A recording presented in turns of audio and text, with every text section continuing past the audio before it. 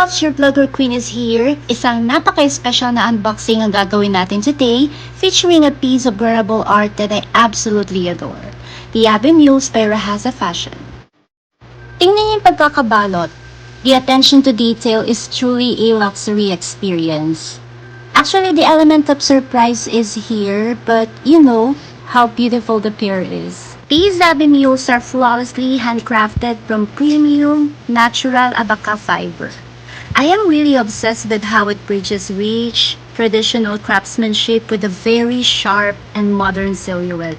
Napaka-eleganteng tignan.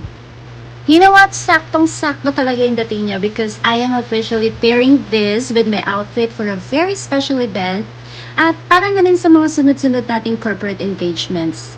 The pointed toe gives that fierce, polished look while the organic abaca keeps it so comfortable. Tingnan nyo. Bagay na bagay ito across all ages, so you should definitely include this into your royal wardrobe.